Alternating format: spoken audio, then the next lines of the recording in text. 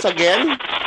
Good morning, everyone. Welcome to Sports on Air at Tops Usapang Sports tayo ngayong umaga. Ako po si Ernst Hernandez, ang magiging host and moderator for this day. Para pakilala ng ating mga distinguished guests para sa araw na to, ay papasok ko po yung mikropono sa presidente ng Tabloids Organization in Philippine Sports na si Sir Ed Andaya. Thank you, Ernest, and again, good morning to all of you, and welcome to this newest episode of our Tops Usapang Sports on Air. This is our 115th episode since we started 2 years ago. This morning, we invited some of the leading ladies of Philippine sports, especially now that lahat tayo nagse-celebrate pa ng Olympic success ni Heidi Lindia sa weightlifting, and pinag-uusapan nga natin na yung mga women natin ngayon, especially sa sports, talagang very successful.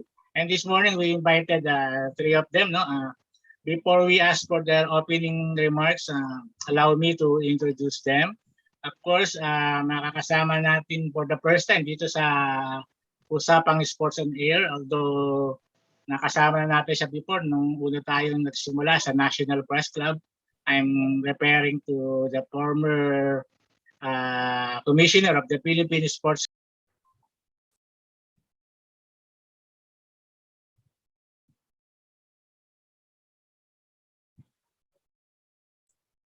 Ed, nag-mute kayo, Sir Ed. Volleyball natin, from President Marcos noong I think 1969 or 1970. Of course, I'm referring to Ma'am Tisha Abundo.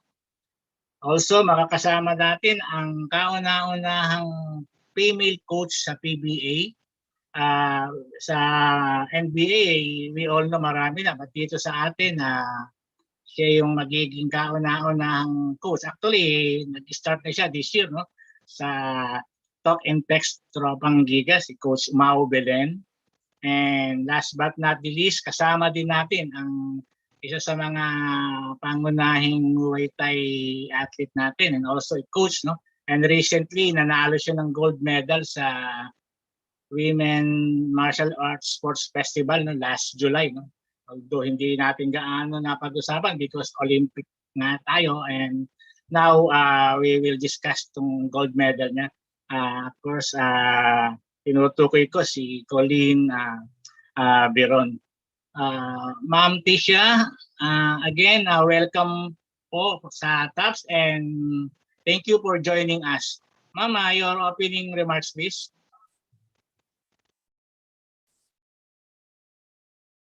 Hello, Ma'am Tisha. Pa-open po ng mic natin para marinig namin kayo. Yan.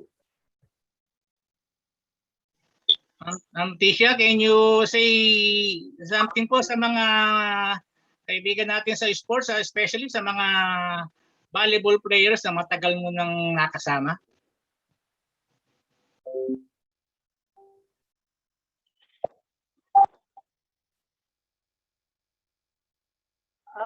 Okay, can you hear me now? Okay. Yes. Words po, ma'am, bago tayo magsimula ng mga questions sa inyo.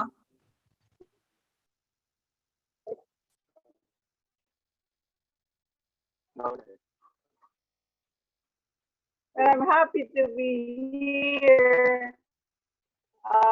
It brings back good memories of volleyball. So, okay, I'm ready to start. Thank you, Ma'am Tisha. I hope medyo maayos yung internet connections para sa mga questions natin later. Si Coach Belen naman. Coach Mau, welcome to TAPS. And again, congratulations for becoming the first female coach sa PBA. Hi, Sir Ed. Thank you very much for having me. It's an honor to be included in this full of guests that you have now. Very excited for this morning. And hello sa mga nanonood today. Thank you, Coach. Madami kaming itatanong sa iyo, no? Hindi lang dun sa pagiging first female coach mo, kundi pati na rin sa talk and text, no? Na isa sa mga leading teams ngayon sa PBA before na-stop ulit because of the pandemic. Can we ask si Coline now for her opening remarks? Coline, again, congratulations for your gold medal sa Women's Martial Arts Sports Festival. No? Yes.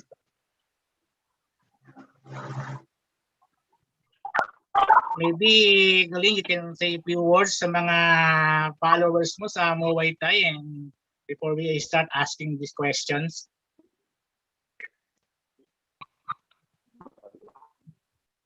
Hello po, good morning po sa lahat ng nanonood, sa Gmail ko, sa mga clients ko. At salamat po, thank you po.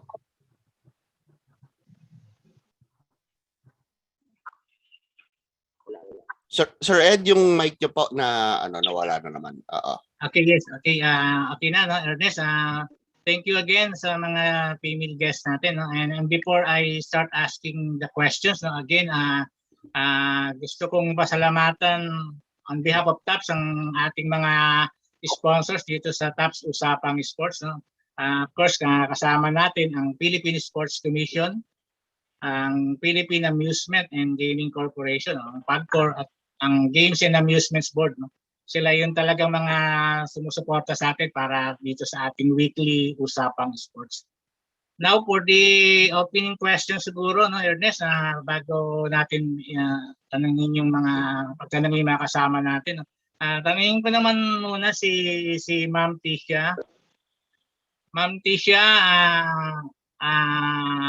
again, thank you for joining us, no, and dito sa mga pangyayari ngayon sa Philippine sports, no, especially dito sa nakaraang Tokyo Olympics, na kung saan nanalo na nga ng gold medal ang bansa, no, for the first time in 97 years, courtesy of Aidelin Diaz sa weightlifting. And also, we took note na mas maraming female Olympians ang nag-represent sa atin this Tokyo Olympics. Ma'am Tisha, ano po ang masasabi nyo ngayon dito sa mga trend ngayon na ang mga kababaihan natin ay very active sa sports at talagang nananalo na?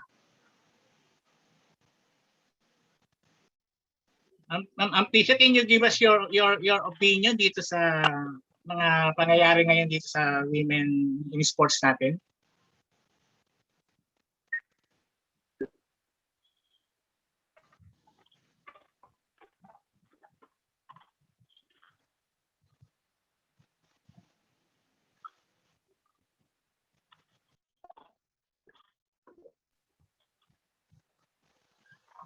Ma'am Tisha, rinig niyo po?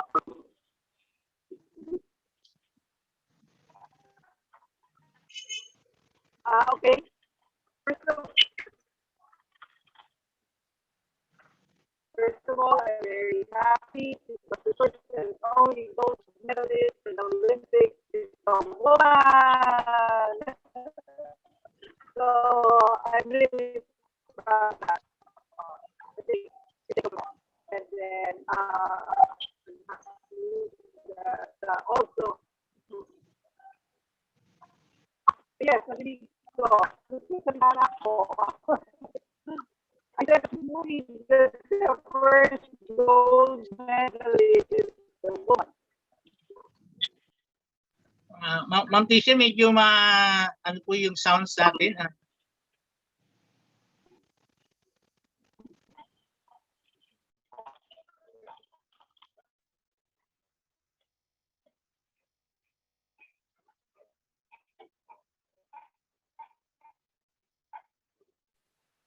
Sir Ed, yung audio nyo namamatay-matay. Yes, okay. Ma'am Tisha, tungkol po rito sa success ng mga kababaihan natin sa Philippine sports, no, kagaya nga nitong kay Aidelin sa Tokyo Olympics. Ano po ang masasabi nyo rito? And we know na during your time sa Philippine Sports Commission, inintroduce mo yung palarong kababaihan, and now na mukhang talaga yung mga kababaihan natin maganda na yung mga performances sa sports. Ano po yung masasabi niyo rito? Ano po yung secret na recipe na ginawa ng PSC at ng Philippine Olympic Committee kasama yung mga MSAs para maging successful ang ating mga kababaihan sa sports?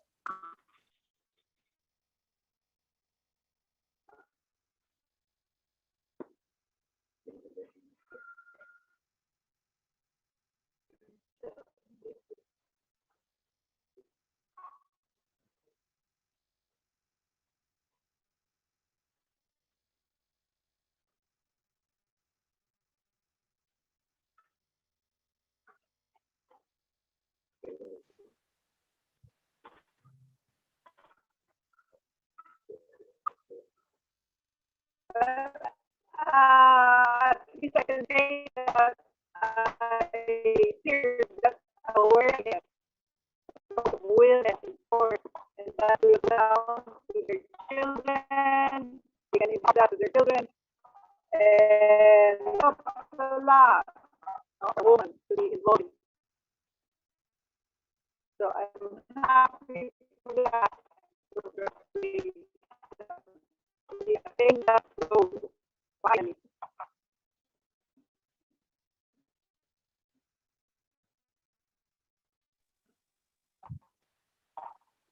Okay, Ernest, okay yung sounds natin? Okay naman, Sir Ed, on our end, yung mga audio natin, sir. Okay, Sir, yung sound, yung volume, yung ano nyo ang nawawala. Sir Ed, yung nakamute kayo, Sir Ed. ever coach mo sa Talk and Text sa PBA, ano ang masasabi mo dito sa opportunity na naibigay sa iyo, and ano ang maasahan natin sa mga kababaihan natin sa basketball? Hi sir, sorry hindi ko narinig yung first part nung question nyo. Yes, coach. Dito sa pagkakapili sa iyo bilang isa sa mga assistant coaches ng Talk and Text, and kauna-unahan nga na babae na magiging part ng isang PBA team sa basketball, no? And we know sa PBA ang kauna-unahang female team manager before was si Cosette, no? And now sa coaching nandito ka na ngayon, no? Ano ba ang maasahan natin on your part para sa mga women basketball dito?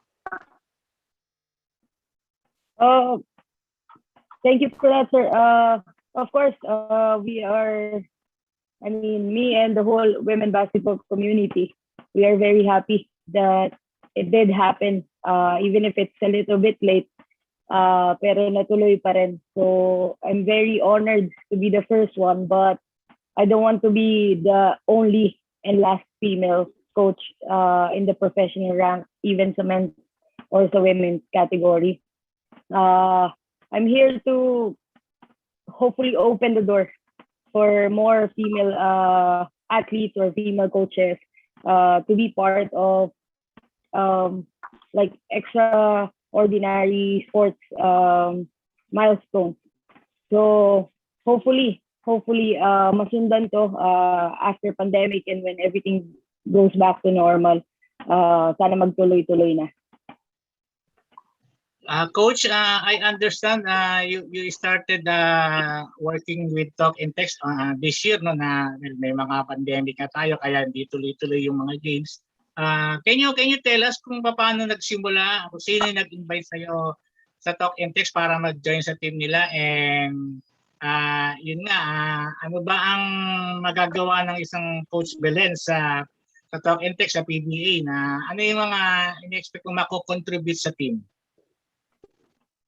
Alright, just a little backstory and very short lang. So I did meet Coach Chot during a seminar last year during the pandemic, like a Zoom seminar na ginawa niya. for provincial coaches. And dun kami nagkakilala, and he's the one who asked me to join his pool of assistant coaches. So I'm very happy and very, again, grateful for the opportunity and for the thing that I can contribute, anything that I am asked to do. But right now, I am the one coordinating some of our videos, doing some of our stats, and of course, helping during practices and games, whichever I can. Coach, we know sa NBA, madami nga mga female coaches, no? Pero dito sa atin, kauna-unahan ka, ano yung sa tingin mong malaking adjustments na kailangan mong gawin o ginagawa mo ngayon para maging successful itong stint mo with Talk and Text, and ano yung advice na maibibigay mo sa mga kapwa mo female coaches na dapat nilang gawin para yun, nakapag fully adjust o mag-qualify sa PBA as a coach? What I'm doing and still doing since before pa bago ako ma-appoint as assistant coach is I'm continuously learning. Right now, dahil sa pandemic, natuto tayo to rely on what we have, which is like our laptop, our internet. So it gives us access to a lot of things. They called it in the basketball community YouTube University. So a lot of things you can watch on YouTube, you can study, you can even join seminars and all of that. So that's what I'm doing to keep me up to date and to keep me very relevant to my position. And same goes as my advice to the other female coaches. Don't stop learning. Maybe the opportunity comes a little bit later. Pero sana pagdating ng opportunity na yon, handa kayo. Kasi mahirap na nandiyan yung opportunity tapos hindi naman tayo ready, then bababa yung chances natin to get in the position that we want. Thank you for the answers, no, Coach. Marami pa rin itatanong sa iyo mga kasama ko later. I'll go to Coline. Coline, you won the gold medal dito sa Women's Martial Arts Sports Festival, no? And although it was held virtually, can you tell us more about this tournament? Ilan ba yung mga nag-participate? Ilan yung nakalaban mo sa weight category mo? And paano ka nag-adjust sa training mo para dito sa tournament na to, considering na marami pa ring restrictions because of the pandemic? So yung ano po,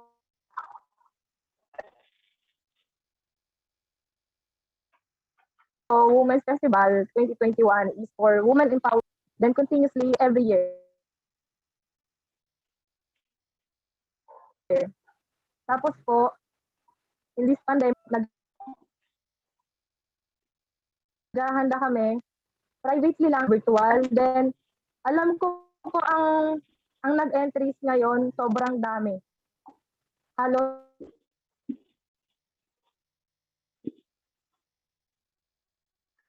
Luzon, Visayas, Mindanao may entry po. At medyo nahirapan lang po kami ngayon na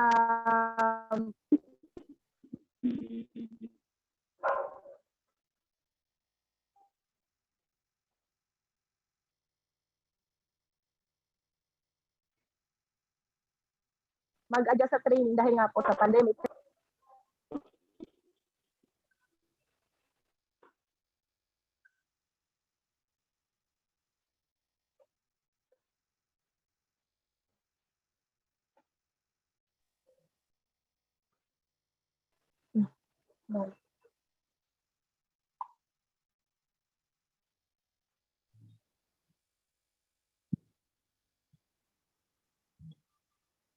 Coline?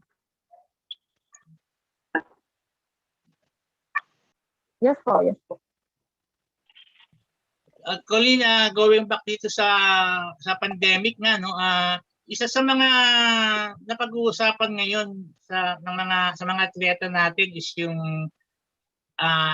epekto na tong pandemic, itong mga restrictions sa mental health ng mga atleta natin, no.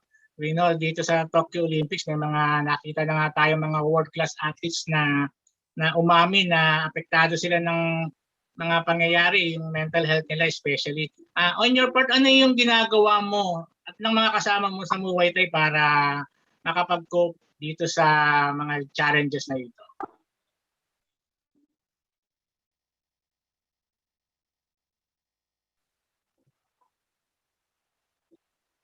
Even at home po, nagtitraining po kami. Saka more on practice din sa gym. Pero privately lang po, as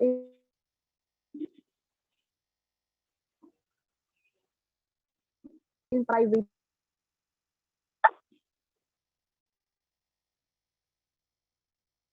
Lang. Kami lang po yung nasa loob. Sobrang hirap din po talaga. Schedule nila, then yung iba po kasi may trabaho, ganun po.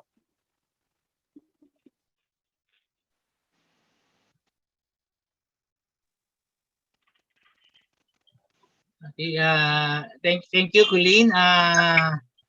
Ernest, yung mga kasama natin, siguradong madami rin gustong itanong. Let's give them the chance. Okay, unahin na natin si Sir Fred na siyad ng Manila Times. Sir Fred. Hey, good morning everyone. Medyo may connection problems yung dalawa sa guest natin, pero unahin ko muna si Coach Mau. Hey. Hey, good morning, Coach. Hi, Sir Fred. Hi. Good morning po. Kwento mo naman sa amin paano ka nag-start sa coaching? Coaching. So after college, dahil na alam namin before na we don't have a place to play after college, I just want to be part of something basketball relevant pa rin.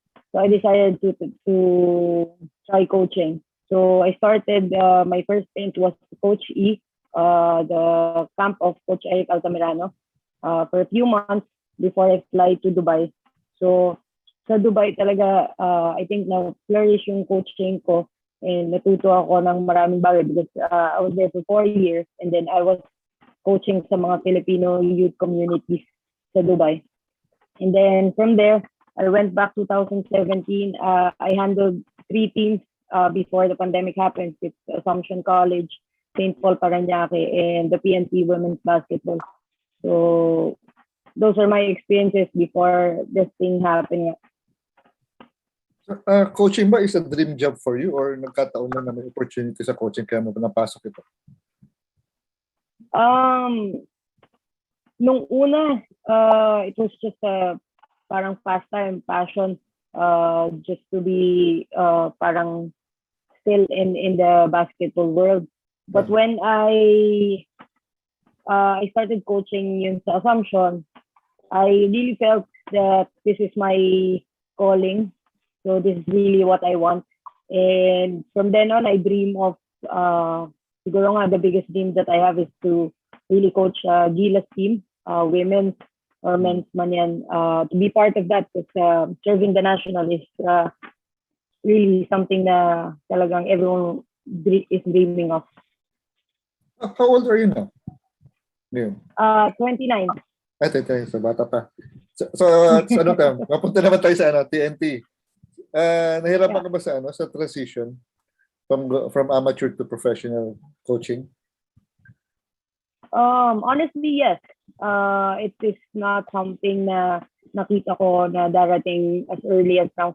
As I've told you, I've been doing seminars, I've been studying, but when I reach the level na meron ako ngayon, dapat yung adaptability, mabilis yung pag-aaral mo, twice faster or maybe 3 times faster.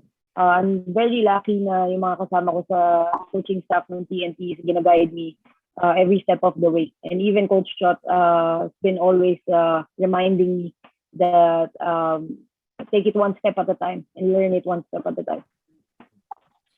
Sa ngayon, ano yung role mo sa coaching staff? And do you see it, nag-promise ba si Coach Chot na bigyan ka pa ng maraming role sa coaching staff? Sa ngayon, anong role mo? Right now, I am the one assigned sa mga stats We have the normal stats that we record, diba? And then we have Coach Chota has this hustle stats that he wants to be recorded every after game. I'm also helping our video coordinator, si Coach Yuri, from time to time to create yung mga scouting reports and all of that. So those are the roles that I have as of the moment. Hindi ka naman ba naiilang with your interaction with the players? Gender-wise tsaka height-wise kasi malalaki sila. Ano naman, yung coaching staff naman medyo level ko ng height. Joke lang. At first, syempre, hindi naman natin yun matatago.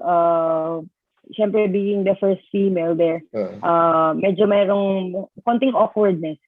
But we work it out. I think nakatulong sa amin yung bubble namin sa Ilocos and sa Batangas to bond and to know each other pretty well. So everything comes back to normal. Parang normal na lang every practice and all. Everyone's routine is back to normal. Okay. Last question, Coach. Anong latest sa PBA? Kailan magbabalik yung training at yung mga games? Anong balita? Ano balita? I'm not sure if I'm allowed, but this coming week or even next week, they will go to Pampanga. AUF? I think, yes, we will hold some parts of the eliminations there or maybe finish the elimination in Pampanga and come back here come playoff time. Tentatively, I think end of August or first week of September, that week, the league will start. Pero that would depend pag na-extend yung ECQ sa Metro Manila. Or then I think the fallback is to just continue playing there in Pampanga. Doon na rin. Finish there. Yeah. Sige. Thank you, Coach. Thank you. Thank you, Sir Fred. Kay Coline naman. Hi, Coline.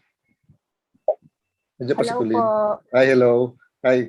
Ano naman ang may mga tournaments kang schedule for this year and next year? Nasasalihan?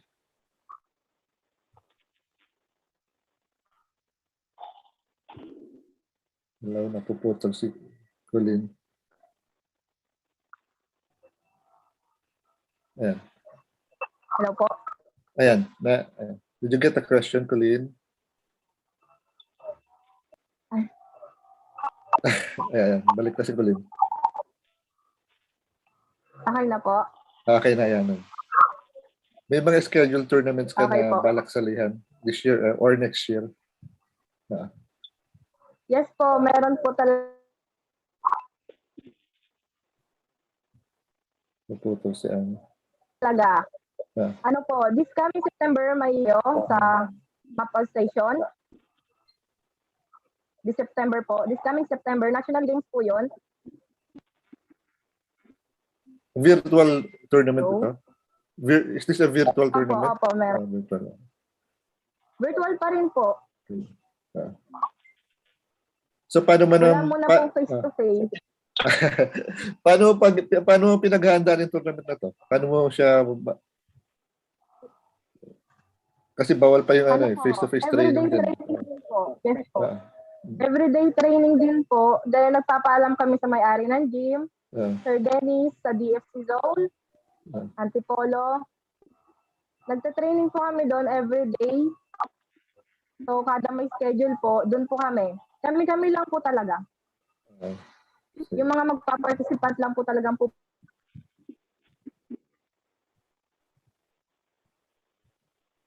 Pupunta sa gym. Then, kailangan fully vaccinated din po kami and protocol po. Vaccinated ka na? Fully? Yes po. Fully. Fully na siya. Sige. Thank you, Coline. Thank you. Ma'am Tisha, ma'am. Ma'am Tisha. Ay, ayan, medyo mas okay na yung connection. Good morning, ma'am. Good morning again. Ma'am, itong success ng women sa Philippine sport, nakita mo ba to nung kayo nasa ano pa kayo nasa PSC na sa tingin mo balang araw ang mga babae ang maghahari sa Philippine sports instead of men? Na-envision mo ba to noon?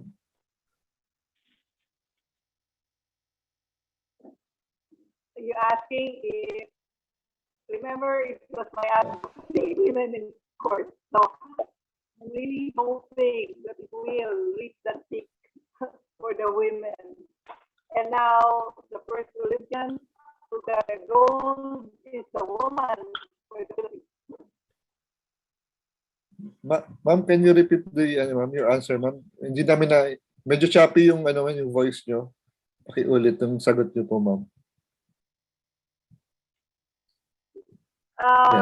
When I started in the theater, my advocacy was women in sports. Can you hear me?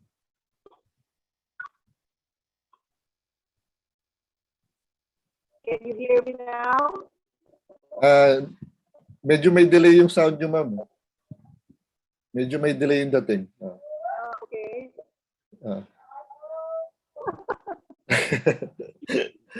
Ma'am, paano ba to?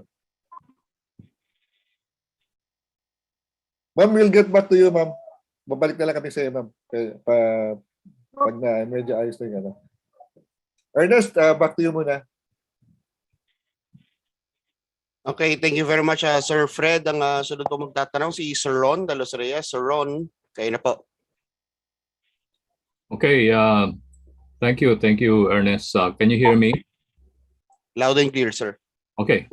Sorry, yung video ko hindi ko mahanap, hindi ko magana dito sa laptop. But anyway, I hope maayos naman yung audio.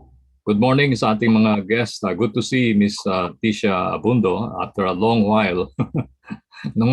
nung araw kasi ko-cover din tayo ng Petron volleyball at Clark, no?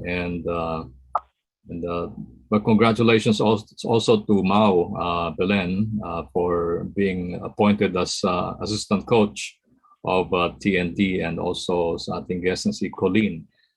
First kay Miss Tisha, no? Did you ever, I don't know kung naitanong to kanina, no? Did you ever imagine na darating this year yung ating kinakaasam na gold medal in the Olympics? Ito ba'y, kasi nanalo ng silver noon si Heidelin at the Rio Olympic Games, and then na-postpone yung Tokyo 2020, na ituloy ngayon. But were you able to follow the trend and the training of Heidelin as well as our other athletes? Yes, I was really hopeful that it will eventually, the women in sports advocacy that I was really pushing them would have it will speak. So really, I wasn't that surprised, but I'm so thankful. Finally, we realized that it's a woman who will bring the gold to the country. That's right, and she's also the first Filipina to win an Olympic medal in Rio. Ang dami niyang naging first So would you think this will be setting a trend for our women athletes in the Philippines? Ito ba'y madaragdagan at maraming magkaasam na gumaya sa career nitong si Heidelin Diaz, not necessarily in weightlifting but also in other sports?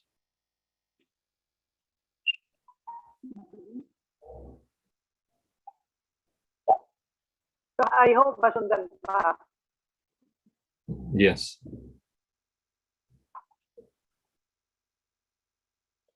Napuputol si Commissioner.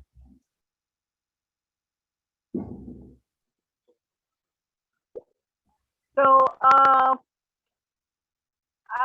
I really hope now the men in sports should also women should be at par with the men with regards to the focus of the country in training athletes. That's what I'm trying to say now, to achieve. That women should be at par with men. Pantay lang. Patas lang. As it is now, I feel that the men have more focus with regard to sport. Yes. Thank you very much, Commissioner Tisha. I'd like to address. Thank you very much. Yeah, I'd like to focus the question now to Mau, kay Coach Mau Belen, no? Wow, this is almost unprecedented, no? Nabanggit nga kanina, yung ating unang team manager in the PBA was Senator Nikki Cosseteng, and then ang sumunod, if I'm not mistaken, is Miss Gina Domingo. I don't know kung meron pang dumating in between, no? But Coach, ikaw yung unang assistant coach, and as with that work, ano ba yung specific na trabaho na ibibigay sa inyo ng TNT team? At ilang kayong mga assistant coaches? Hi, Sir Ron. Good morning. Good morning. The job that I have now, just like I said before, it's more on video coordinating, scouting reports, and stats. From there, it would allow me to learn more about how the PBA teams play, how the Talk and Text even play. Because, you know, it's been 5 months that I've been on the post. Syempre, I have to learn a lot pa din. For your, how many assistant coaches? 1, 2, 3, 4. As of now, we are 6.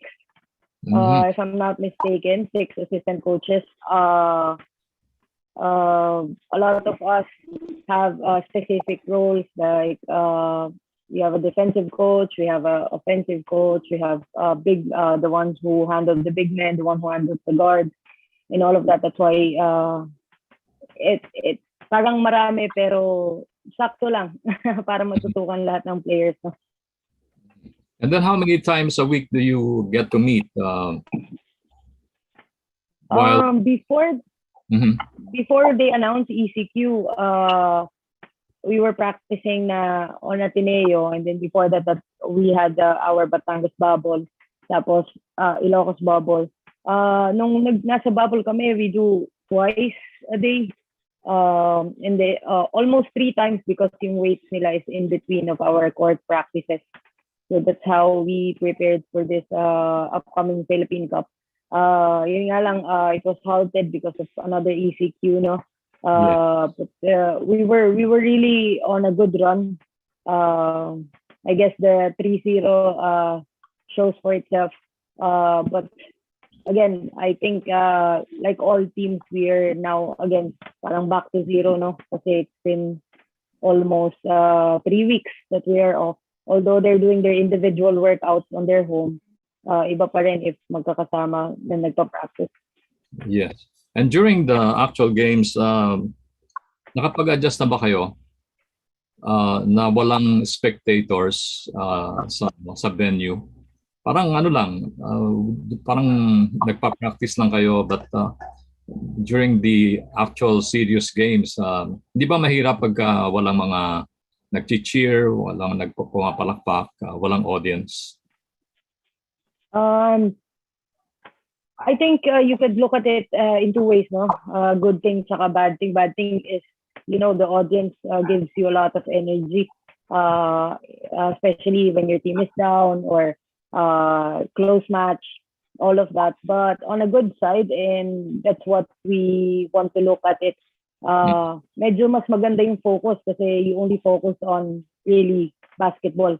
Not about the cameras, not about the people shouting at you. And also, it promotes good communication, no? Kasi rinig na rinig mo talaga yung isa't isa dahil wala spectators, kayo lang inside the arena.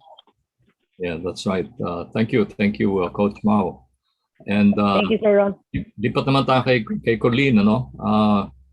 Coline, ano yung schedule mo na competitions after the last one? Meron ba naka-schedule? Meron po. This coming September, may virtual na naman po tayo sa National Games. For the National Games? Yes po. This September po, this coming September. Okay. This is the National Games being organized by the Philippine Sports Commission. Ito ba yun? Yes po, yes po. Oh, and then marami na bang mga nag-confirm na lalahok dito sa National Games? Kasi for a while, naisantabi ito, last year, wala. And then, sobrang dami na rin po. Oo. Saka kailangan na rin ng mga athletes, no, na magkaroon ng mga competition dahil may higit isang taon nang naka-standby, ano. Saka minsan naawa din ako sa mga athletes because they want to compete, they want to see action, but impeded by the current situation. No? So this will be a good development. And on your own, nakakapag ensayo.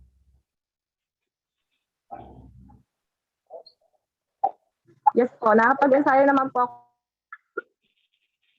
ako ngayon. Nasuportan rin naman po sa mga student ko po, yun po. Supportado po nila ako. All right. Thank you very much, Coline. Yes, go ahead, Coline. Ko po, sa mga teammates ko rin po, palagi din po yung mga Okay. Nagcha-choppy yung ating ano, no? Sobra. Ang dami pong nag-participate. Oo. All right. Thank you, Coline. And good luck. And balik tayo kay Ernest. Thank you, Sir Ed. Sir Ron, for those questions. Ang ipapasa ko na po yung mic kay Sir Danny Simon. Sir Danny, please on your audio and video, sir.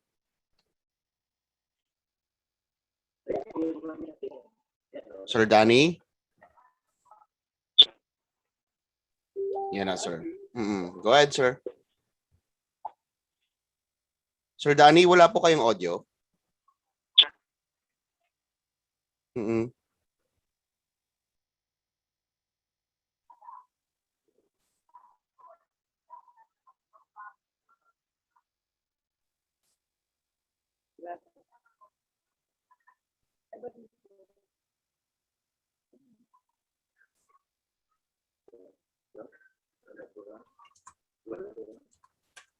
Sir Danny, okay na po kayo?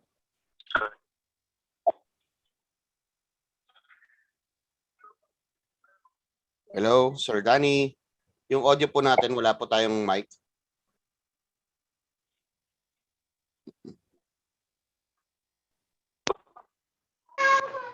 Yan na, sir. Okay na.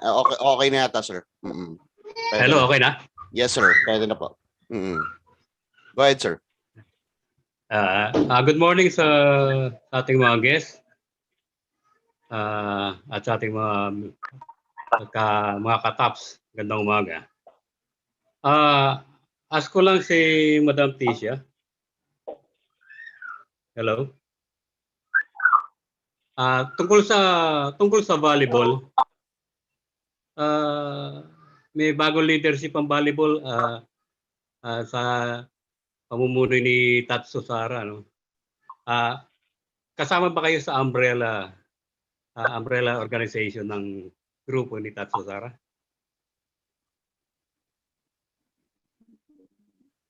So, I don't get in touch with me.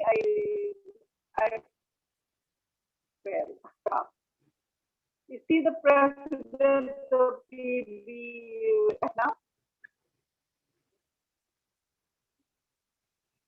Medyo choppy. Hello. Hello. Yes. No, they don't get in touch with me. Well, I don't know what's going on. I have my own big volleyball group of women, but I don't have any association.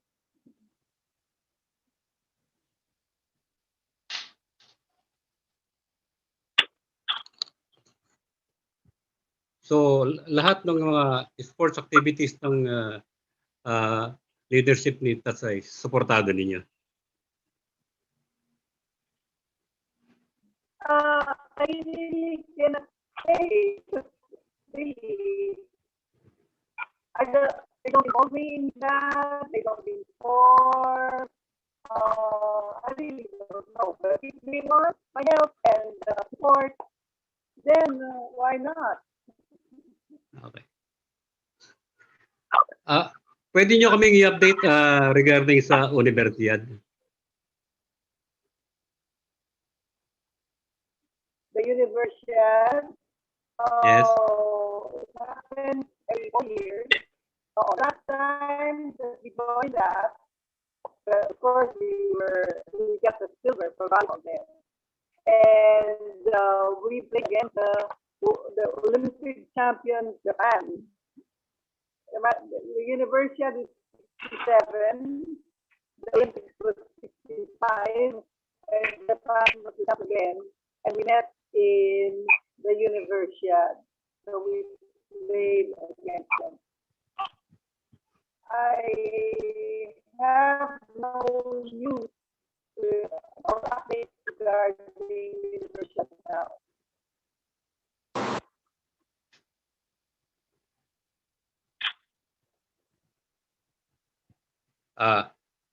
Babalik ako kay Madam Tisha mamaya. Yung baka medyo maganda-ganda yung audio niya mamaya. Pwede kay Coline? Madam, babalik ako sa inyo mamaya. Pag maganda yung audio. Hello? Pwede kay Coline sa... Yes po. Hello, Coline? Yes po. Hello po. Hello po. Ang sport mo ay Muay Thai? Yes po. Kailan yung huling pinaka-aktibo mong yung face-to-face na laban? Ano po? Last year po. Last year pa? So, namimiss mo na yung gano'n, yung face-to-face?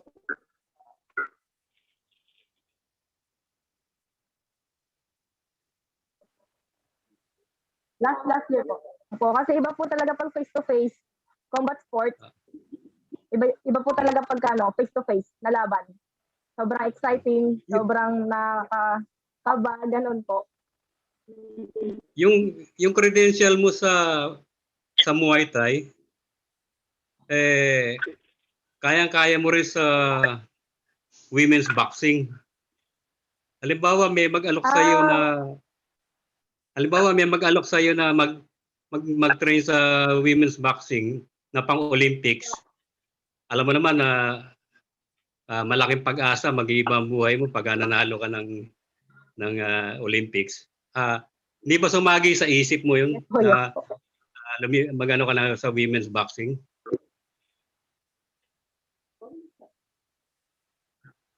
Opo, minsan po.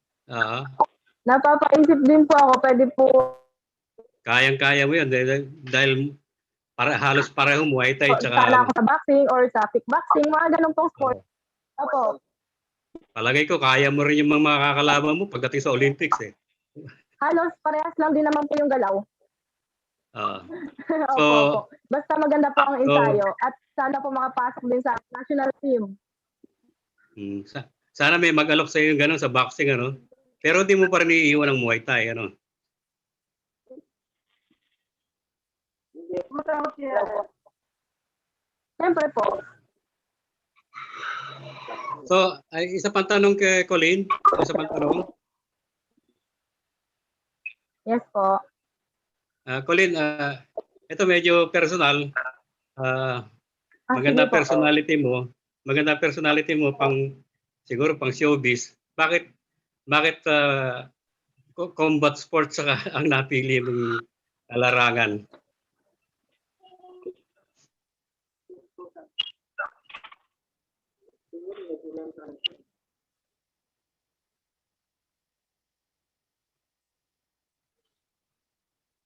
Wala. Ito rin po. Hello po. Hello? Narinig mo?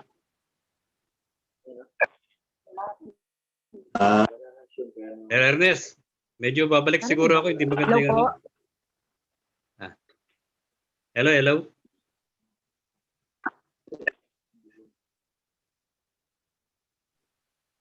Hello, Coline? Hello po. Hello po. Hello po. Hindi, yung natanong ko lang, with your pleasing personality, na pwede ka sa ibang larangan tulad ng showbiz, Po. bakit sa combat sports ang napili mo? Opo.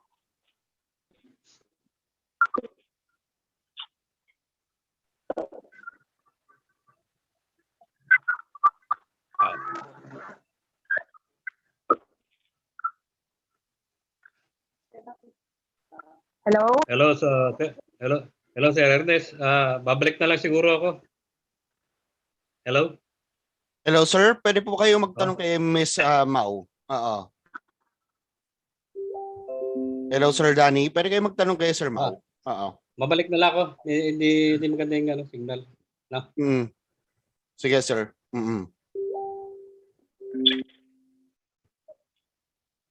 Okay. Sunod pong magtatanong kay Sir Gerard Arce. Sir Gerard. Teka, wala na yata si Gerard.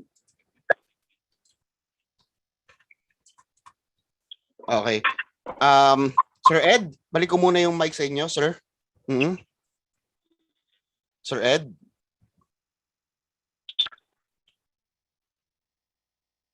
Hello, Sir Ed. Nawala. Sir Ed, mag-unmute tayo, Sir Ed. Oo. Nawala rin si Sir Ed. Sir Ed. Ayun. Sir Fred, baka gusto yung sumalo ng konti. Medyo nagkataon sabay-sabay members at guest, medyo may problem sa connection. Sabay-sabay Balik ako kay Coach Mau. At least si Coach Mau maganda yung connection. Coach Mau. Hi, Sir Fred. Ay, 3-0 TNT. Magtutuloy-tuloy ba to? Ano sa tingin mo? Of course, no. That's always the result that we want on a winning column. But again, back to bottom because everyone didn't have time to practice during all this ECQ time.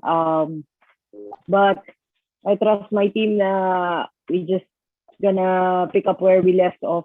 And yun nga, if matuloy-tuloy namin, again, another disadvantage is we don't know who's our next opponent kasi nga the schedules have been parang rumble na, no? Okay.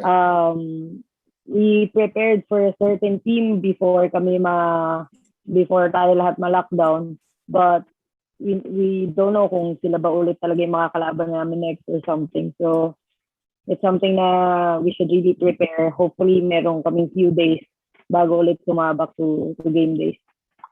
Okay. According to the PBA, bago mag-resume yung season, bibigyan daw kayo ng 1 week for training. Is that enough? 1 week to get back in shape? We trust our team during this almost 2 weeks na lockdown that they're doing their own conditioning training. But, there will always be a parang misstep na parang magpapakiramdaman pa ulit kung sino yung nasa pure condition and sino yung hindi. But 1 week, it's a short time, but we'll make the most out of it. Personally, Coach, do you think it would be better for the league to hold another bubble tournament? Personally, Definitely. ano tingin mo? Oh. Definitely. A bubble setup. Mabilis naman yung yung games eh. Imagine half na kami ng elimination. July 16 nag-start. 2 weeks lang yun. Di ba? Nag-end ng August 1. So, if it's a bubble, lalo na ngayon, 2 weeks for the remainder of the elimination. Tapos yung mga hindi makakapasok ng playoffs, uwi na. Yung mga papasok ng playoffs, siguro another 2 to 3 weeks. Then, di ba, mas konting time yun. Kasi nga, they want to parang pagsamahin yung dalawang conference this year. Kahit pa paano makatapos ng dalawang conference. Pero ang problem nun, sisiksikin yung games. Paano pag sinabi everyday may game, may game schedule ang PBA, okay lang sa teams? Narinig ko nga, right now, di ba, we are playing 4 times a week. 4 times I think coming back from... Yeah. I think coming back from the ECQ, I think we're doing 5 times a week na inside the semi-bubble. Not sure if that's 100% confirmed, but we'll wait for the schedule to come out. It's tough on players actually, honestly talaga. Kasi di ba, yung mga hindi game days, dapat practice day yon kasi you have to study your next opponent. And if magkakaroon ka ng mga back-to-back games, kunwari Wednesday and then Friday and then Sunday, it's gonna be tough. But this is the situation that we are in now, so we just have to play through it. Good luck, Coach, and thank you very much. Okay. Thank you, Sir Fred. Thank you, Mao. Ernest, thank you, Sir Fred. No, subukan natin si Ivan Saldaheno kung kaya niya na magtanong. Sir Ivan. Ivan.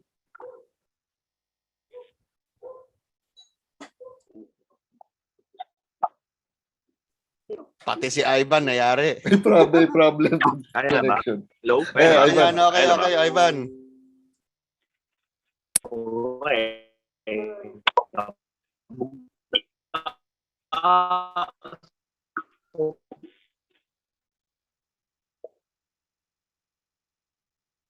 Wala talaga, Ivan. Wala. Tanungin ko na lang yung mga questions mo dito. No? Para kay Coach Mau.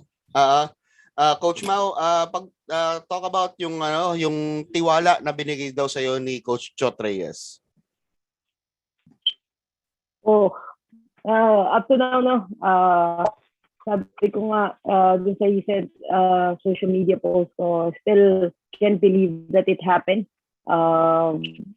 Yung trust talaga that I'm continuously earning is really big. And I'm trying to do my best to help him in any way possible. So, yun lang. I told him on the beginning kung how will I repay him dun sa tiwala na binibigay niya sa akin. And I'm a small-time player. Hindi ako the multi-titled coaches ng mga university or colleges. But he still put his trust on me. So, every single day that I come into practice or I come into duty sa games, I make sure na ginagawa ko yung trabaho ko 100%, 200%. Okay, Coach Mau, no, elaborate ko lang yung tanong na yon, no.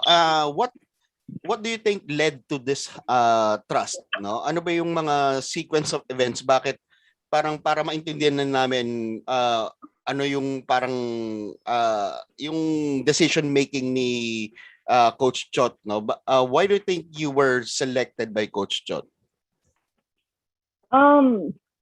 Honestly, I cannot speak for him, no? Yung kung ano talaga yung naiisip niya, kung ano talaga yung main reason bakit niya ako nilagay dito. But all I can assume is after that seminar that we did last August 2020, we stayed in touch.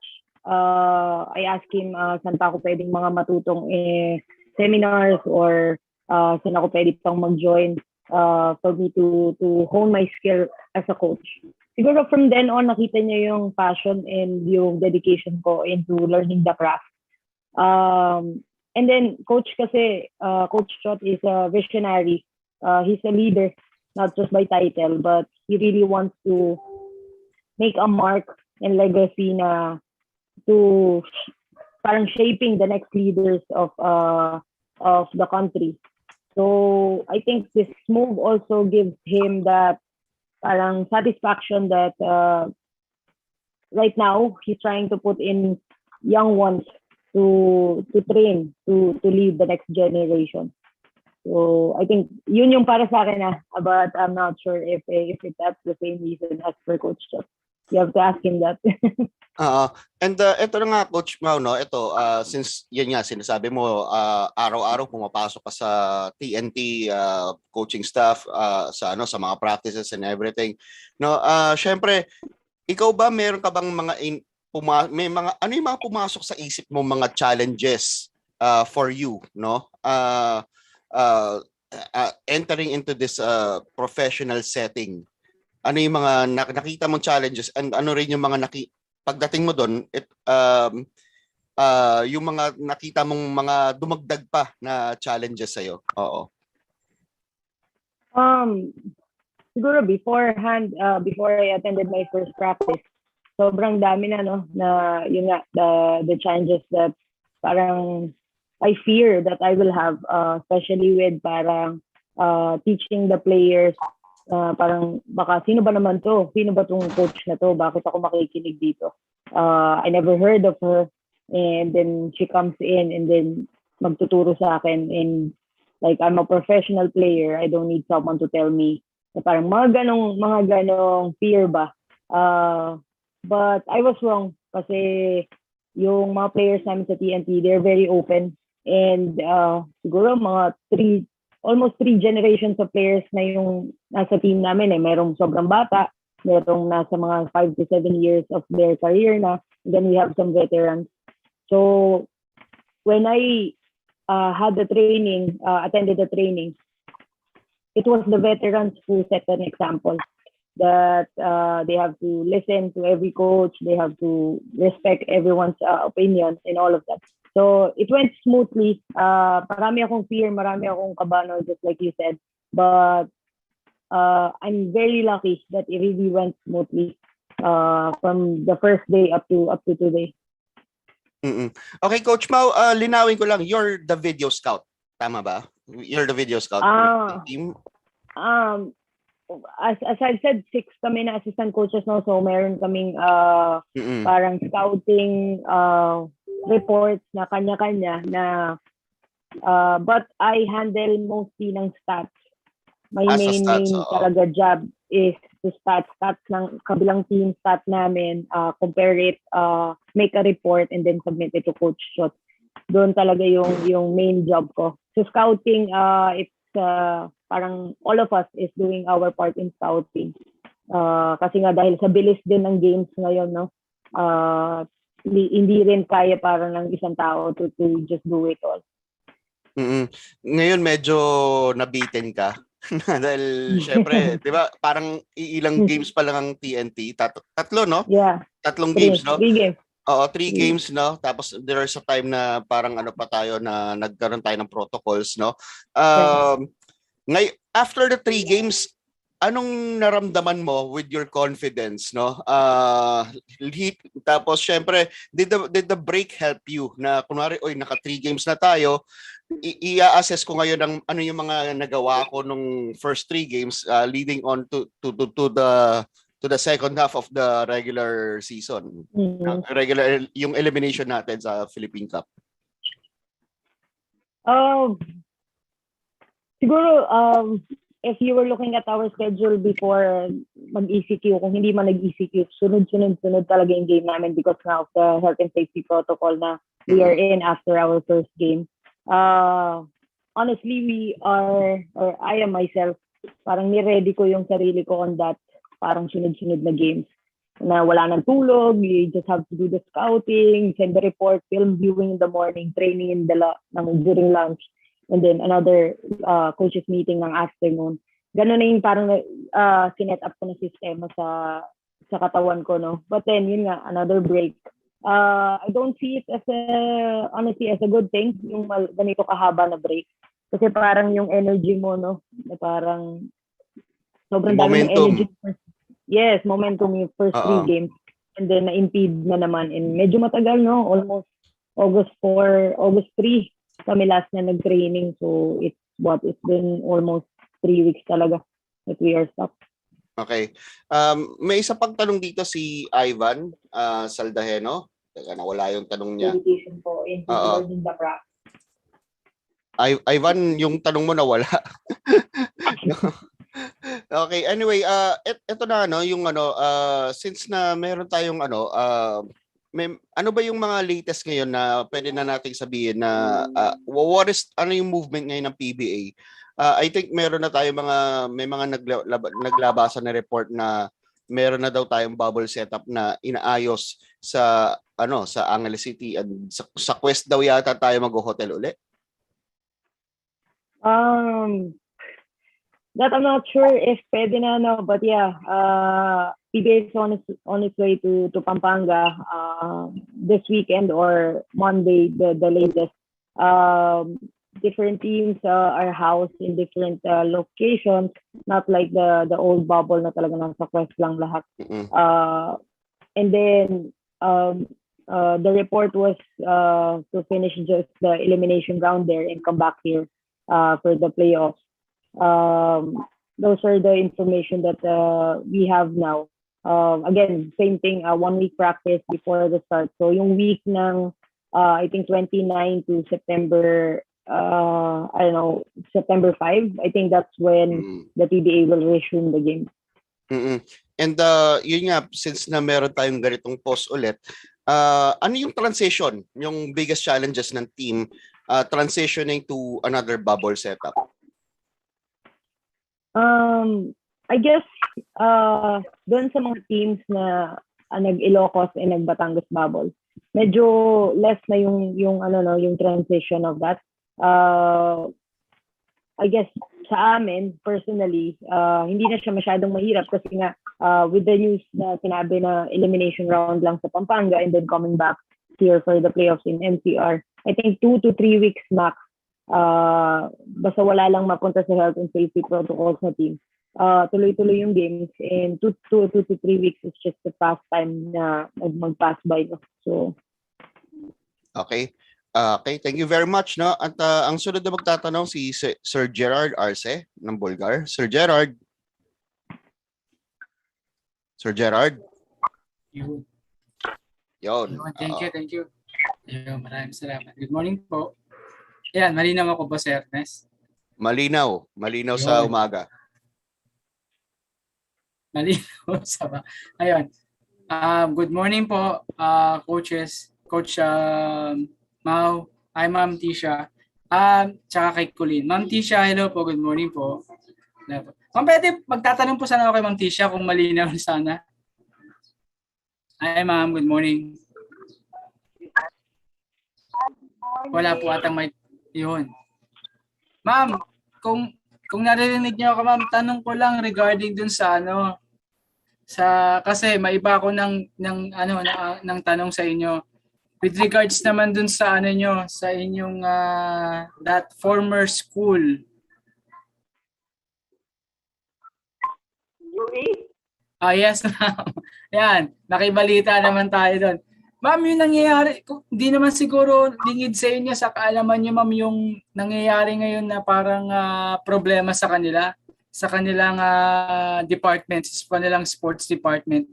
Ano po ba, ma'am, yung parang kasi kung nakakabalita po kayo sa loob, ano po ba yung nangyayari, ma'am? Kasi biglang nagtatanggalan nga po ng mga athletes nawawalan ng privilege yung mga athletes natin. Ano po bang dapat na maging solusyon ng Department ng Sports Department at ng mga athletes? Nangyari na ba to dati, ma'am, sa inyo, ma'am, nung panahon ninyo? Never. Nakakalungkot nga. Narinig ko. Depende talaga sa muno eh. No? So, first of all, paano ako nag-interview dati ang namuno yun. So, hindi ko alam kung wala ng provision o sa UP. Hindi ko ma-report. So, that's one. Second is, well, it's about my age. It's no longer it's no longer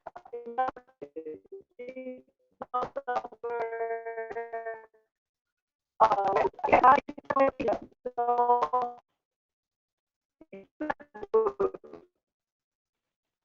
It's not good that we actually better be there. Hello, ma'am. Hello, ma'am. Malabo talaga, ma'am.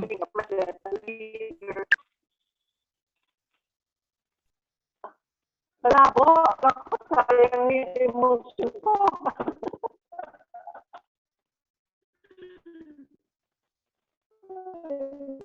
Yun, malabo talaga, ma'am. Parang kinakrampled na ano. Opo. Opo, ma'am. Hindi ko po alam, ma'am. Opo. Sayang po yung sagot ninyo, ma'am. Maganda sana yung sagot eh. Kaso lang medyo ano lang. Opo.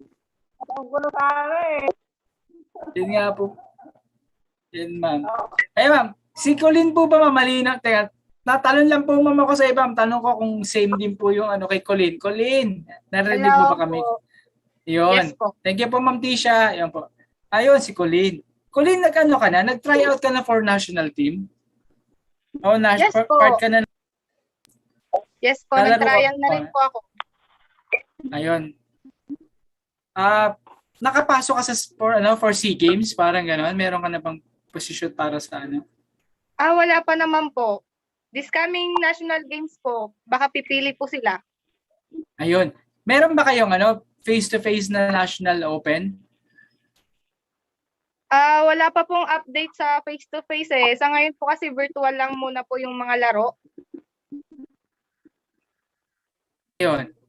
So, parang ano ka pa lang, matagal ka na ba naglalaro ng Muay Thai or parang ilang taon na ba? Yes po, matagal na rin po ako naglalaro ng Muay Thai. Since 16 years old. Oh, tagal na nga. Oh. Tawag dito. Hindi ba pumasok sa isip mo na pag nakapasok ka ba ng MMA or kasi syempre karamihan sa mga martial artists natin na tumatalon din ng ng professional ng professional league sa MMA. Hindi mo ba pumasok sa isip mo na maglaro ka rin doon? Naglaro na po ako sa MMA. So, first game ko, si Dennis Sambuanga yung kalaban ko. Tsaka short notice po ako noon kaya hindi po masyadong napaghandaan yung laban. MMA fighter din ako ngayon. Saan kayo nagtapat ni Dennis? Sa sa SAFC, yung palaro po. Dito rin, local lang or sa international din? Local lang po yun yung MMA na laban namin. Local lang po. So, parang malaking malaking way mo yun para magamit mo yun sa national. Sa tingin mo ba itong sa susunod na pagpasok ng national team ng National Open, sino ba mga malalakas na mga katapat mo tsaka anong weight division? May iba-iba pong event sa Muay Thai. May max fit, may Y crew, may shadow box. Then may youth din po, tsaka adult. Siguro po ang mabigat na mga katapat namin is Baguio team. Saka ba? Y crew ka ba? Or yung sparring ka? Yung ko po ngayon, entry is baka lahat. Naniniguro ka. Sisiguraduhin mo para pasok lahat Ayun. Opo. Ganun sige, nga. Sige. Yeah, sige. Thank you, Coline. Salamat. Thank you po. Thank you. Okay. Apa. Kay Coach Mau. Yan, Coach. Magandang umaga po, Coach. Good morning, Sir Gerald. Coach, tanong ko lang kasi parang sa NBA kasi marami na rin katulad ni Becky Hammon Siyempre isa siya sa mga female coaches natin sa NBA. So, marami na rin parang uprising na female coaches, 'di ba? May Jenny Bocek pa, may Lisa Boyer, may mga ganun. Dito sa atin sa Pilipinas po ba, sa tingin nyo, sino-sino yung mga sa tingin nyo na pwedeng parang siyempre kayo po yung first sa PBA. Siyempre meron sa NBA. Meron pa ba sa tingin niyo nakikita kayo na para mga female coaches na pwedeng ating kunin? O pwede ma-develop o ma-discover na coaches sa PBA? Kasi knowing naman ng mga kababaihan talagang mabusisi ito pagdating sa mga bagay-bagay sa sa mga pagko-coach. Kayo, coach, may nakikita ba kayo mga iba pang mga coaches na na pwede natin soon to be maging coach sa PBA? That's a great question. I think even before me, even before my generation, you're looking at coaches like Heidi Ong, Julie Amos, Aile Borino, no? There's a lot of Iwan Arai, who's now coaching the Adamson. There's a lot of female coaches who are very successful in their own field. Imagine just last 2019 SEA Games, when the women clinched both the gold in 3-on-3 and 5-on-5. Just the pool of coaches under Coach Pat Aquino, they're more than qualified. Even sa akin, I think mas qualified sila to be part of the professional basketball coaching staff. I'm not sure why it didn't happen sooner, but hopefully talaga hindi lang sa women's mga league or women's basketball. I think they need to have a chance also to prove themselves in the men's category, because really alam naman natin na yung men's is more popular than the women's here in our country. With the popular, kasi tumalaki na nga po yung yung pagsikat ng mga hindi naman sa pero mas tumataas ang pagsikat ng kababayan, lalo na nakita naman natin yung pagkapanalo ng mga women's natin with other athletes. So pero po sa inyo, coach, matanong ko lang in your own way po. Ano po ba yung nakita nyo na parang advantage ng isang women coach against the other side? And sa tingin niyo po, ano pa yung mga dapat na parang i-improve? Kasi marami tayong as women, 'di ba? Marami tayong mga idea. Kung ikukumpara sa men's, meron din tayong mga idea na iba, meron din idea sa men's. Pero as women coach po, ano po ba sa tingin niyo yung parang advantage ninyo once na tumapak kayo ng court na pwede niyo maibigay na pwedeng sabihin sa mga male basketball players natin? You know what? Thank you for that question. It's always the hardest question na tinatanong sa akin. Ano yung kaya namin ibigay more than the men? Ano yung wala sa lalaki na meron kami? I guess the question shouldn't be the comparison, no? But kung ano yung pwede namin itulong. Just because sila na yung nandun ngayon I guess tama yung sinabi mo kanina. Sabi mo, medyo mas tedious yung coach na women. And I've seen that because nung varsity ako, I've had a pool of men coaches and some women coaches. Alam mo yung pagturo ng mga babae na talagang every little thing kino-correct. Sometimes some players doesn't like that, but some players na open-minded, na even just yung right turn ng hip nila, yung right level ng dribble nila, some great players really appreciate correcting the small things. Kasi when you correct the small things, it becomes a habit. So I guess my point is just women coaches are talagang yung ano nila, no, yung vision nila, kaya nilang parang himayin into small details. to make a good point of why this would help the bigger parang bigger purpose. So I guess female coaches and also have that heart. Hindi kasi sinasabing walang puso yung mga lalaki, no? But for men kasi it's all about work. Talagang deliver, and output. Lagi yung outcome, it's very important to men. I guess to women, and makikita mo naman, no? Yun nga, yung importance ng journey and hardship before getting there dun sa success. They give importance to every little bit of that. Again, being tedious ng pagiging babae. Every little thing, it sums up to the success at the end. So, hopefully, makita din yun ng mga, wala namang ibang magbibigay sa amin ng chance kundi din yung mga men coaches na nandun na sa taas. So, I admire really the men coaches who are acting as a mentor to female coaches and helping them, di ba, achieve then what they are achieving now. Tama. Kaya coach, talagang iba kasi talaga yung di naman sa mga distinguished na mga lalaki, syempre. Kumbaga sa pag-aasawa, mas makikilala mo yung mga kababaihan kasi yung asawa mo. Kumbaga meron nga tayong kasabihan, happy life, happy wife, di ba? Yes. Yan nga, doon mo malalaman kasi kung ano ugali ng babae kapag meron ka ng may asawa ka na. So, doon nga, as teacher, syempre, as mga teacher, alam naman natin kung gaano ka strict. Gaano ka ba ka-strict? Gaano ka ba ka-strict as coach? Sa mga players mo. Ito ba, sa mga players mo sa TNT, sino pa mahirap kasi magsabi, i-pinpoint natin kung sino mga players yun, no? Yeah, that's true. Buti inunahan mo na ako. Yun nga, mahirap i-pinpoint kung sino mga players yung parang, pero without naming them,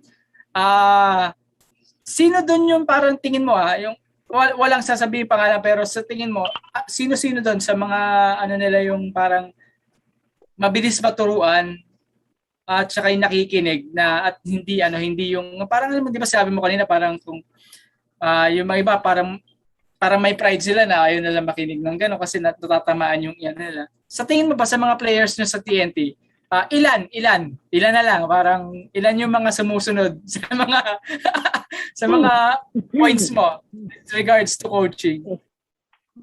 Lagay mo ako sa hot seat dito.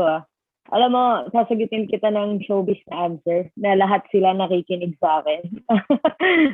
But then,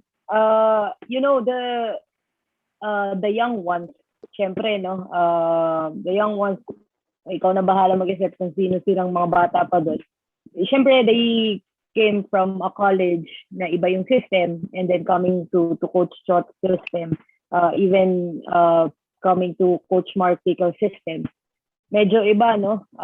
And then, kung college players sila na naglaro for 5 years, 6 years, some of them, mahirap ma-break yung habit, some of the habits. Like I've said sa'yo kanina, there are some habits na kailangan pang i-correct kahit sabihin mo na professional players ka na. And true enough naman, honestly talaga, walang halong biro.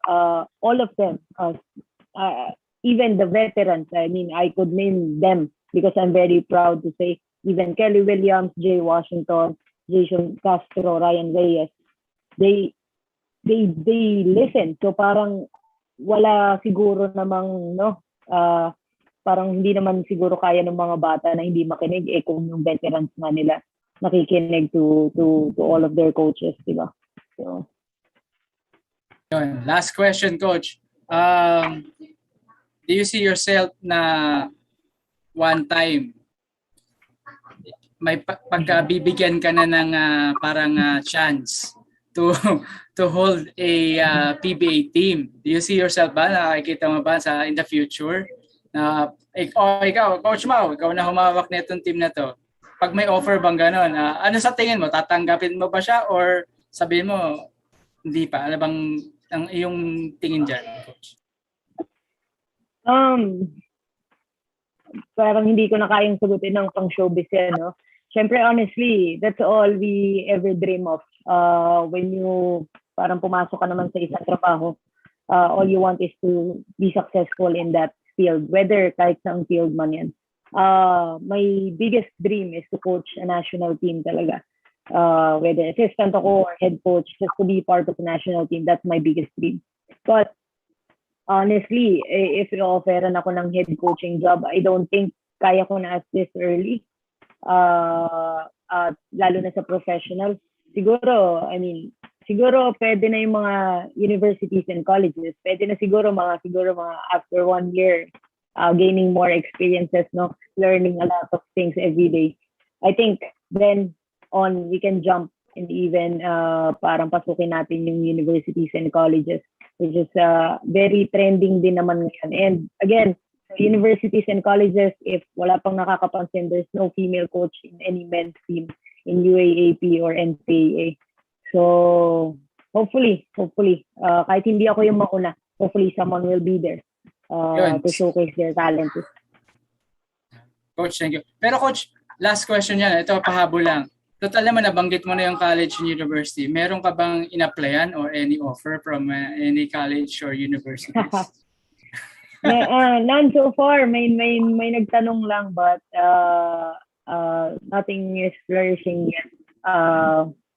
Pero wala kasi hirap din right now, di ba? Wala naman silang games, wala naman silang practices. I understand the situation definitely for schools to hire someone new or add more people in their group. It's very hard for them. I think more importantly, mas unahin natin yung pangangailangan ng athletes natin more than yung dun sa coaching staff. Tama. Coach, UAP ba o NC? Sabi mo kanina 2 questions ago, last na yun. Nakakadalawa ka ng additional. Sabihin ko sa'yo, mamaya message kita. Sige, Coach. Thank you, Ernest. Salamat. Go, Ernest.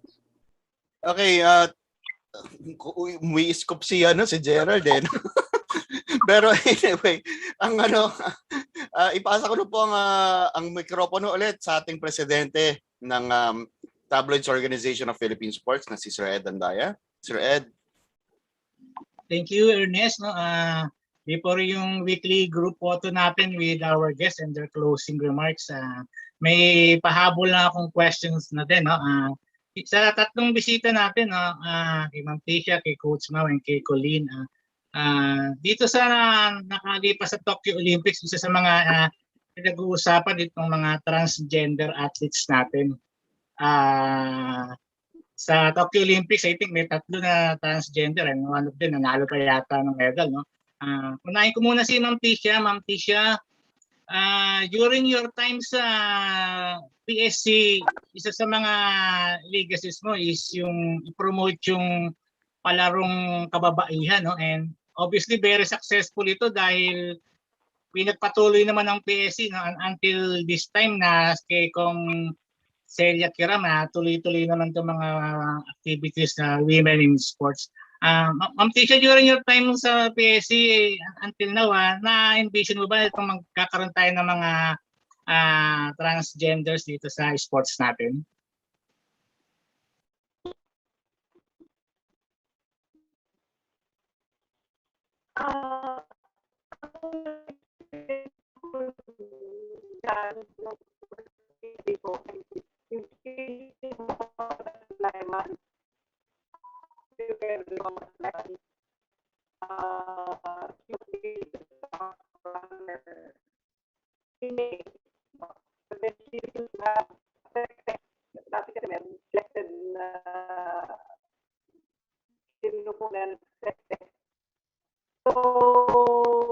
She was considered to be a woman, although features and all would be a man, no, but the gender is a woman. So your question was, your question is, sa mga transgender sa sports natin ngayon, meron na tayo sa Olympics. Dito sa Philippine setting, ng Tisha, ano masasabi mo kung dumating ba yung araw na accept na rin natin mga transgender? oo nga. So, which I hope hindi naman na lalamang pa sila doon sa tunay na hindi transgender, no? I hope there will be limited number of trans women transgender. Ang problema lang naman kasi sa babae, no? Sa lalaki, pag transgender, hindi problema. Yun naman ang babae. Pag sa lalaki, hindi problema. Pag sa babae, problema. So, still in the air. We don't know how to categorize them. They may have their own competition or what, but still, sports is sports. I'm happy that they are involved in sports regardless of their sex preference. But I hope they toe the line too. Thank you, Ma'am Tisha. How about you, Coach Mau?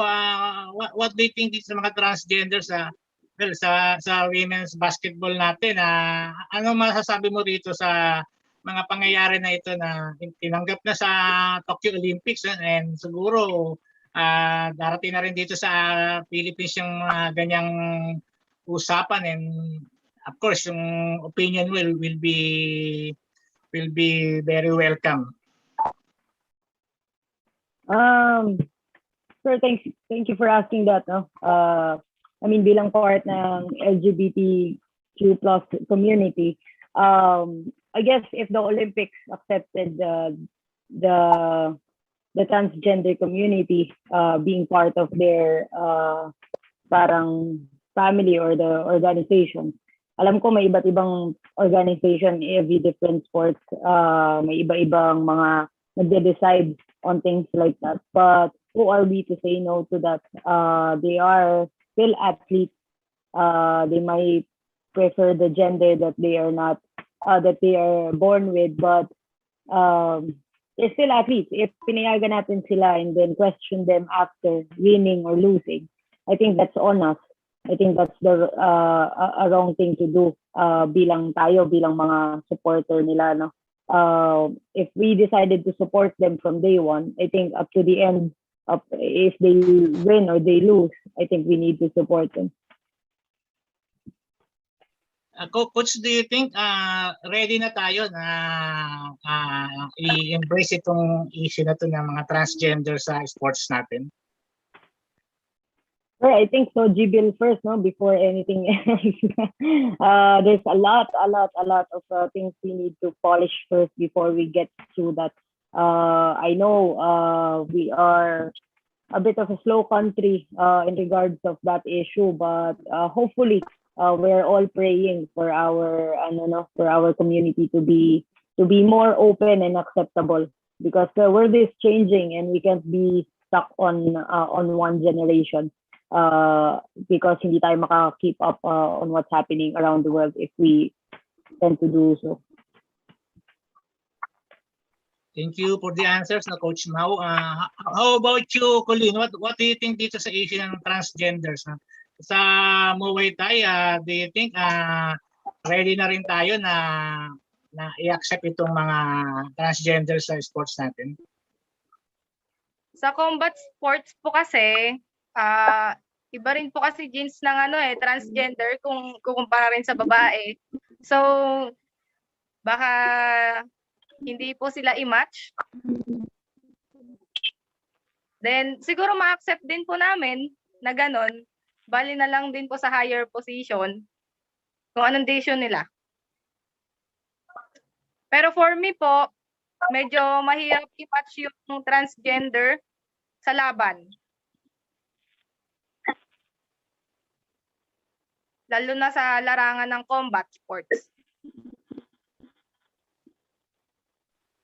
I think may nabasa na ako somewhere na meron ng mga transgender tayo sa boxing. Nung nag-host tayo ng boxing commission, I think meron na talagang from Thailand, no, na transgender na lumalaban sa combat sports. Sa Muay Thai, wala ka pang na-experience, wala ka pa na-encounter? Sa ano pa naman po, wala pa naman po sa Muay Thai, wala pa naman po. Na transgender, wala pa naman. Thank you, Coline. Ernest, can we have our weekly group photo bago natin hinga ng mga messages, closing messages ang ating mga guests? Sir, may we request yung mga kasama po natin dito sa Tops Usapang Sports na magbukas po ng mga cameras po natin para makapag-group photo po tayo for the week. Okay? Ayan. Okay. Anyway, Genesee, pakuha ng litrato, no? So, and in 5, 4, 3, 2, 1, smile po tayo.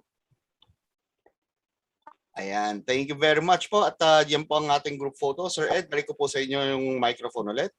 Okay, thank you, Ernest. Again, papasalamat tayo sa mga naging panauhin natin ngayong umaga. No? Can we request si Ma'am Tisha to say a closing remarks, maybe messages sa mga kaibigan niya sa Philippine sports. Ma'am Tisha, again, thank you for joining us.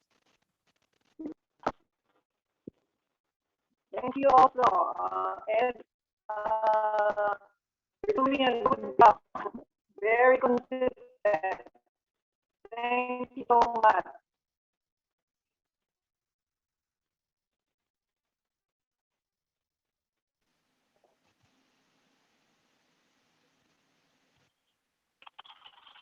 Okay, thank you, Ma'am Tisha. No? I hope we can invite you again in the future, no? Para marami pa tayong pag-uusapan na hindi pa naikwento sa amin yung pagiging volleyball player mo, presidential awardee from President Marcos before, no? Coach Mau, again, thank you very much for joining us first time sa TAPS, and good luck sa talk and text, no, sa pag-resume ng PBA. Yes, Sir Ed. Thank you very much sa bumubuo po ng TAPS. Maraming salamat for inviting me. It's been an honor and a pleasure to be here. Just inviting everyone to support PBA, especially TNT Tropang Liga, for the resumption of the games soon. And just a few message for the athletes and the coaches around the Philippines. Kapit lang po tayo, konti na lang.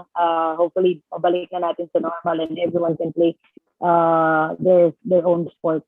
Maraming salamat and mag-iingat po tayong lahat lagi. Thank you, Coach Mau. No? And I hope marami pa kami makikitahang female coaches in the future, and we will remember na ikaw yung kauna-unahang female coach sa PBA. Good luck na sa talk and text. Coline, thank you for joining us, no? Dito sa TAPS Usapang Sports, and good luck sa mga nabanggit mong darating na competitions. Maybe mayroon kang mga messages sa mga followers mo sa Muay Thai. Yes po, good luck po sa lahat ng magpa-participate this coming September. Good luck po sa lahat. Tsaka po, pa-shoutout din po sa mga team ko, sa DFC, mga students ko. Marami po kasi talagang manonood ngayon. Then sa brad ko, sa mga brad and sis, sa mga coaches. And thank you sa lahat po ng suporta. Thank you, Coline. And again, on behalf of TAPS, magpapasalamat ako sa mga nakasama natin ngayong umaga at pati sa ating mga sponsors, ang Philippine Sports Commission, ang PAGCOR at ang Games and Amusements Board para sa kanilang patuloy na suporta. And ini-invite namin kayo sa mga darating pa na TAPS Usapang Sports. Thank you. And Ernest, back to you.